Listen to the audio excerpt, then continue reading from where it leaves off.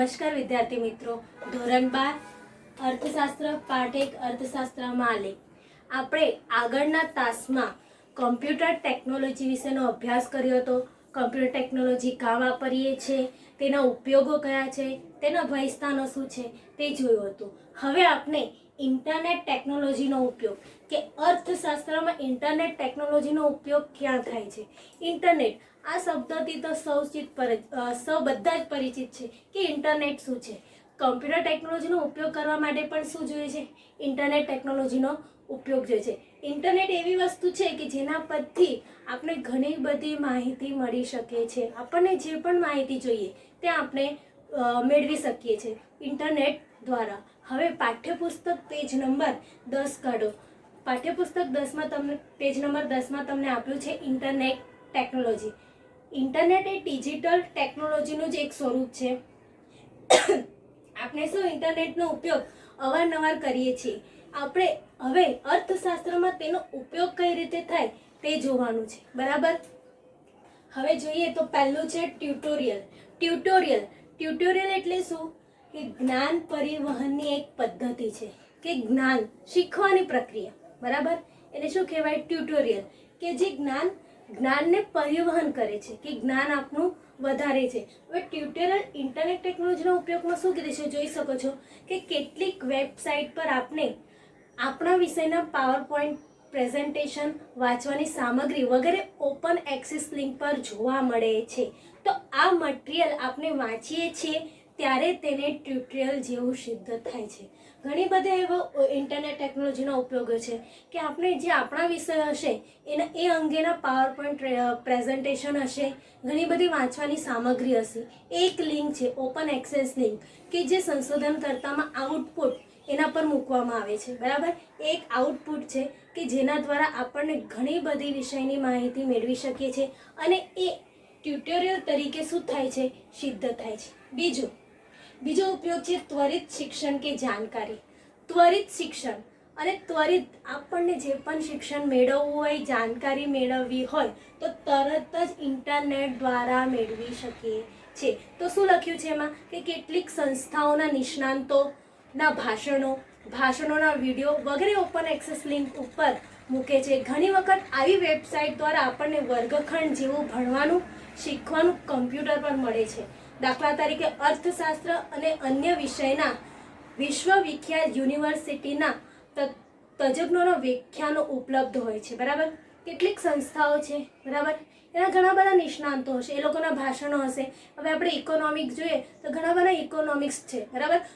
એ લોકોના ભાષણો, એ લોકોના સૂત્રો, એ લોકોના ક્વોટ્સ, એ બધું આપણને જો જાણવું હોય, તે અંગે જાણકારી મેળવવી હોય તો એ અર્થશાસ્ત્રમાં મેળવી શકીએ છીએ. ત્રીજું, વાંચવા લાયક સામગ્રી. હવે ત્રીજા ઉપયોગમાં શું છે? વાંચવાલાયક સામગ્રીમાં. વાંચવાલાયક સામગ્રીમાં શું છે? અસંખ્ય પુસ્તકો ઇન્ટરનેટ પર વિના મૂલ્ય વાંચવા મળે છે. શું કીધું છે? ઇન્ટરનેટ પર અસંખ્ય પુસ્તકો હોય છે. ઘણા બધા પુસ્તકો, જેમ કે તમે સાહિત્ય હશે, બરાબર, પછી લેખકો અંગેના, પછી બોધકથા, ઘણા બધા પુસ્તકો, કોઈની જીવનકથા, આત્મકથા, ઘણા બધા એવા પુસ્તકો હોય છે જે ઇન્ટરનેટ પર હોય છે અને એ વિના મૂલ્યે આપણને શું જોવા મળે છે અથવા વાંચવા મળે છે. ઉપરાંત જે તે વિષયના નિષ્ણાંતોના લેખો, જર્નલો વગેરે પણ વાંચવા મળે છે. તો કેટલીક જર્નલો પૈસા ભરીને પણ વાંચી શકાય છે. તો આ સામગ્રીને શું કહેવાય? ઈ બુક્સ કે ઈ જર્નલ્સ. તમને વિકલ્પમાં MCQમાં પૂછવામાં આવે છે કે જે નિષ્ણાંતોના જર્નલો વગેરે વાંચવા મળે છે, જે પૈસા ભરીને વાંચી શકાય છે, તો તેવી સામગ્રીને કયા નામથી ઓળખવામાં આવે છે? તો શું? ઈ જર્નલ્સ. એ બરાબર, એ 1 માર્ક્સમાં પૂછાય છે. એટલે વાંચવાલાયક સામગ્રી પણ આપણને ઇન્ટરનેટ દ્વારા મેળવી શકીએ છીએ. આપણને આપણા વિષય અંગેની કોઈ પણ માહિતી હોય તો મેળવી શકાય છે. પછી ચોથો પોઈન્ટ છે વિવિધ માહિતી મેળવવા, બરાબર. વિવિધ, આપણને ઘણી બધી માહિતીની જરૂર હોય છે, બરાબર. આપણને કંઈક પણ શોધવું હોય, કોઈક પણ સર્ચ મારવું હોય, કોઈક પણ માહિતી જોઈએ તો ઇન્ટરનેટ પર આપણે સર્ચ મારીએ તો વિવિધ માહિતીઓ મેળવી શકાય છે. જો પાઠ્યપુસ્તકમાં જો શું કીધું છે? ઇન્ટરનેટ પર સર્ચ કરીને અર્થશાસ્ત્રમાં ડિગ્રી આપતી કોલેજો તથા યુનિવર્સિટીની માહિતી મેળવી શકાય છે, બરાબર. આપણે કોઈક પણ વિષય જોઈએ, અર્થશાસ્ત્ર ને ઘણા બધા એવા વિષયો છે કે જેમાં ડિગ્રી આપતી કોલેજો કઈ છે? જો તમે સર્ચ મારશો તો ઘણી બધી કોલેજોના નામ આવશે, યુનિવર્સિટી આવશે, એની માહિતી મેળવી શકાય છે. અગર આપણે પોતાના વિષયમાં કંઈ પણ ક્વેરી હોય તો ઘણી બધી એની PDF ફાઇલો પણ હોય છે, બરાબર. એના દ્વારા પણ માહિતી મેળવી શકાય છે. તે ઉપરાંત કોઈ પણ વિષયને લગતી જાણકારી સર્ચ કરીને પણ મેળવી શકાય છે. ઘણા બધા વિષયો એવા છે કે જેના વિશે આપણે જાણતા ન હોય તો તરત જ એની વધુ માહિતી મેળવી શકીએ છીએ. પછી પાંચમું છે અન્ય માહિતી મેળવવા. અન્ય માહિતી ઘણી બધી સર્ચ કરીને આપણે એના, અગર ઇકોનોમિક્સની બુક્સ હોય તો એના જેવી બીજી પણ રેફરન્સ બુક હોય છે. તો અન્ય માહિતીમાં આપણે એવી જે પણ હશે રેફરન્સ બુક્સ હશે, અર્થશાસ્ત્રીઓ, ઘણા બધા અર્થશાસ્ત્રીઓ આપેલી વ્યાખ્યાઓ હશે, તેમના ક્વોટ હશે વગેરે પણ મેળવી શકીએ છીએ અન્ય માહિતીમાં, બરાબર. પછી આંકડાકીય માહિતી. આ પોઈન્ટ જરા વધારે ઇમ્પોર્ટન્ટ છે. આંકડાકીય માહિતી, ઘણા બધા એવી આંકડાકીય માહિતી માટેની સંસ્થાઓ હોય છે. આપણા ભારત દેશમાં ઘણા બધા એવી વિષયો છે કે જેની આપણને આંકડાકીય માહિતી જરૂરી છે અને જાણવી પણ જરૂરી છે. આપણને ખબર છે આર્થિક ક્ષેત્રો 3 છે. એ 3 ક્ષેત્રોમાં કયા કયા વિષયો હોય છે, કઈ માહિતી હોય છે, એના આંકડાઓ ઘણી બધી સંસ્થાઓ આપે છે. તો એ સંસ્થાઓ વિશે જે પણ માહિતી મળે છે આપણને, એ આંકડાકીય માહિતી આપણે ઇન્ટરનેટ દ્વારા મેળવી શકીએ છીએ. ધારો કે તમને કહીએ તો અર્થશાસ્ત્રમાં અનેક પ્રકારની ગૌણ માહિતીનો ઉપયોગ કરવામાં આવે છે. જેમ કે રાજ્યના બજેટની માહિતી હોય, બેન્કિંગ અંગેની માહિતી હોય, ખેત ઉત્પાદન અંગેની માહિતી, આયાત અને નિકાસનું કદ, ગરીબીનું પ્રમાણ કેટલું છે, બેરોજગારીનું પ્રમાણ કેટલું છે, આયાત અને નિકાસનું કદ, પછી ઔદ્યોગિક ઉત્પાદન અંગેની માહિતી વગેરે. આ બધી જ માહિતી વિશ્વસનીય અને અધિકૃત સ્ત્રોત એટલે કે બેન્કિંગની માહિતી માટે RBIની વેબસાઇટ, પછી આયાત નિકાસ અંગેની માહિતી માટે વેપાર મંત્રાલયની વેબસાઇટ, ભારતના અંદાજપત્ર વિશેની માહિતી માટે નાણા મંત્રાલયની વેબસાઇટ વગેરે પરથી માહિતી મેળવી શકાય છે. અન્ય મહત્વની સંસ્થાઓ, મેં અહીંયા ઘણી બધી સંસ્થાઓના ફૂલ ફોર્મ લખ્યા છે. આ તમારે નોટબુકમાં લખવા જરૂરી છે. આમાંથી કોઈ પણ ફૂલ ફોર્મ તમને પૂછી શકાય છે. ધારો કે ઘણી બધી સંસ્થાઓ છે, મહત્વની સંસ્થાઓ. પહેલી છે CSO. CSO એટલે સેન્ટ્રલ સ્ટેટિસ્ટિકલ ઓર્ગેનાઇઝેશન, બરાબર. આના વિશે આપણે ધોરણ 11માં જોઈ ગયા હતા. રાષ્ટ્રીય આવકના આંકડાઓ માટે આ સંસ્થા સલાહકાર બને છે. CSO central statistical organisation. પછી જોયું હતું NSSO national sample survey organisation, જે આપણા 3 ક્ષેત્રો છે તેનો વિકાસ કરવા માટે હોય છે. એ સર્વે કરે છે 3 ક્ષેત્રોનો. પછી છે WHO વર્લ્ડ હેલ્થ ઓર્ગેનાઇઝેશન, વિશ્વ આરોગ્ય સંસ્થા, જે આપણને શું આરોગ્ય અંગેની માહિતી આ વેબસાઇટ પરથી મેળવી શકીએ છીએ. પછી છે UNO united nation organisation. United nation organisation શું છે? આંતરરાષ્ટ્રીય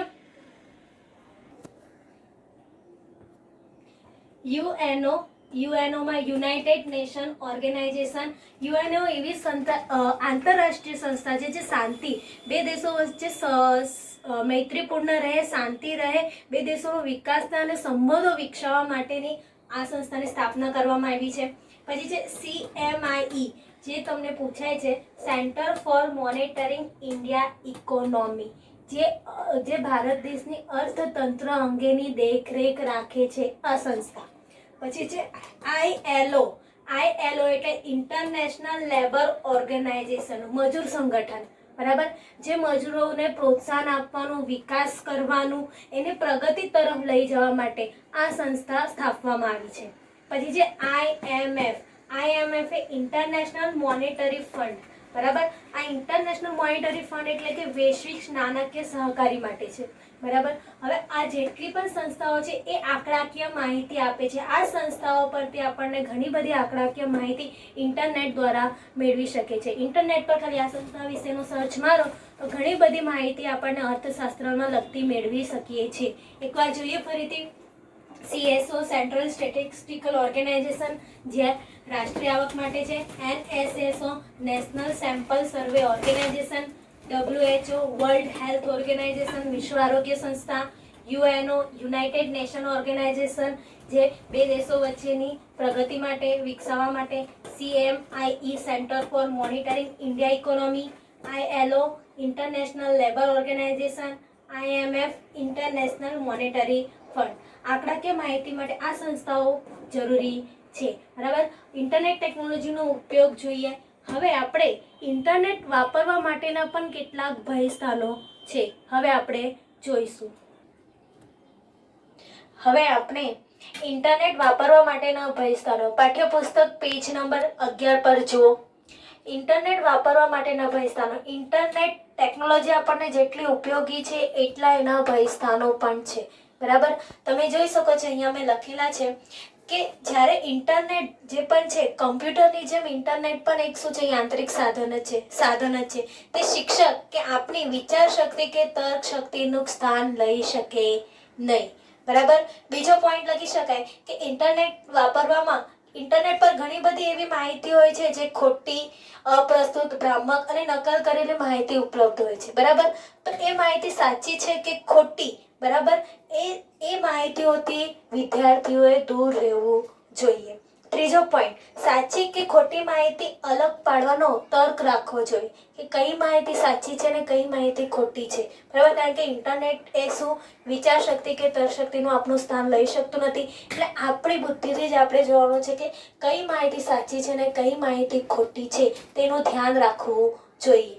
બરાબર, માહિતી જ્યારે પણ તમે કોઈ પણ માહિતી સર્ચ કરો વેબસાઇટ પર, તો માહિતી કઈ માહિતી સાચી છે, બરાબર, તો એના માટે જે પણ વિશ્વસનીય વેબસાઇટ હશે તેના પરથી જ માહિતી લેવી જોઈએ.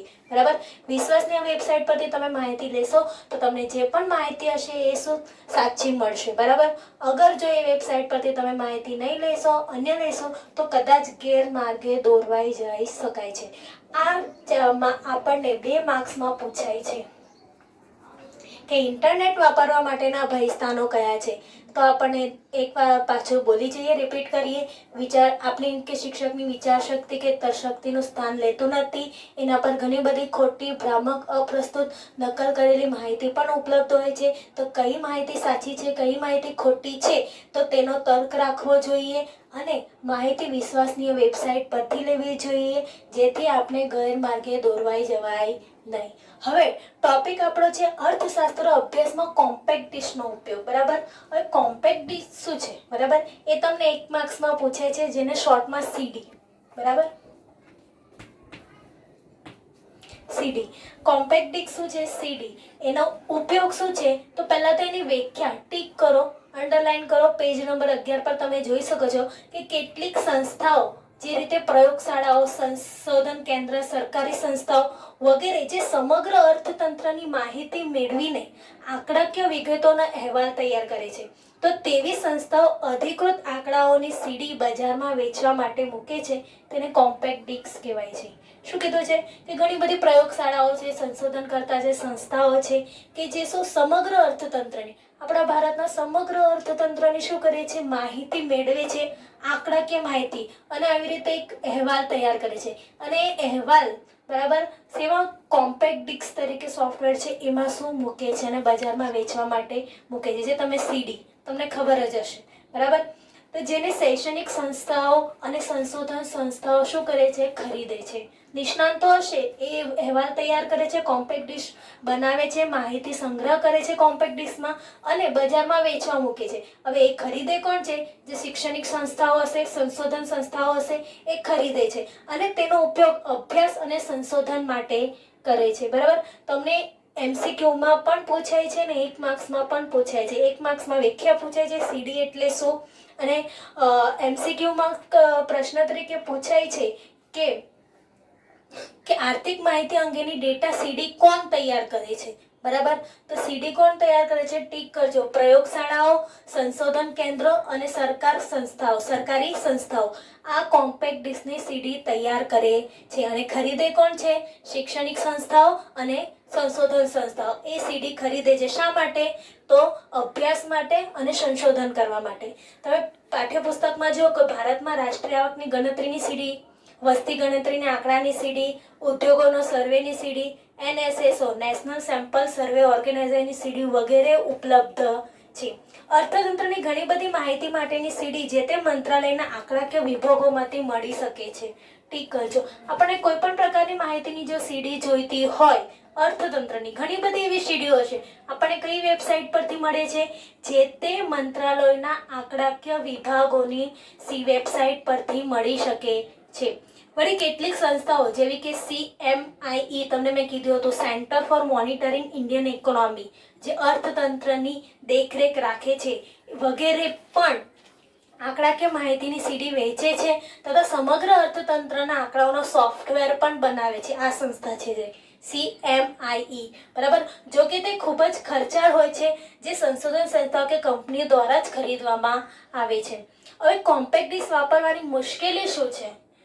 તમે જોયું, કોમ્પેક્ટ ઉપયોગ આ રીતે આપણને સર્વેને આંકડાકીય માહિતી માટે મળે છે, જે માહિતી આપણે સીડી પરથી મેળવી શકીએ છીએ. પણ એની મુશ્કેલીઓ શું છે કે અર્થતંત્રની માહિતી આપતી સીડીમાં અનેક પ્રકારના આંકડાઓ આપેલા હોય છે. તેમાંથી આપણે જરૂરી આંકડો શોધવાનું કાર્ય ખૂબ જ મુશ્કેલ હોય છે, કારણ કે આપણને કોઈ બધા જ આંકડાઓની જરૂર હોતી નથી. માહિતી કોઈ એક બે આંકડાની જોઈતી હોય તો આપણને ઘણું બધું એના માટે પાછળ સર્ચ કરવું પડે, બરાબર. તેમાંથી ઘણા બધા આંકડા આપેલા હોય છે, તો કયા આંકડા છે ને કયાને સર્ચ કરવું પડે, તો એ કાર્ય શોધવાનું કાર્ય ખૂબ જ મુશ્કેલમાં છે. ઉપરાંત ઘણા પ્રકારના સોફ્ટવેરનો ઉપયોગ કરવા માટેની જાણકારી પણ જરૂરી બને છે, બરાબર. વિદ્યાર્થી મિત્રો, આપણું ચેપ્ટર અહીંયા પૂરું થાય છે.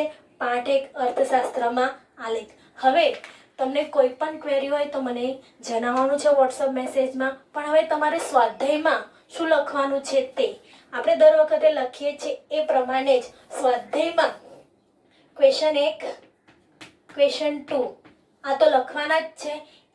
MCQ અને એક વાક્યના ક્વેશ્ચન. હવે ક્વેશ્ચન 3માં કયા ક્વેશ્ચન લખવાના છે તે ધ્યાનથી જોજો. ક્વેશ્ચન 3માં પહેલો, ત્રીજો અને પાંચમો, પહેલો, ત્રીજો અને પાંચમો. ક્વેશ્ચન 4માં લખવાનું છે પહેલો, ત્રીજો, ચોથો, પાંચમો અને છઠ્ઠો, બરાબર. આટલું તમારે સ્વાધ્યાય નોટબુકમાં લખવાનું રહેશે. અને કંઈ પણ ક્વેરી હોય તો વોટ્સઅપમાં મેસેજ કરીને મને મોકલી શકો છો. આભાર. Thank you.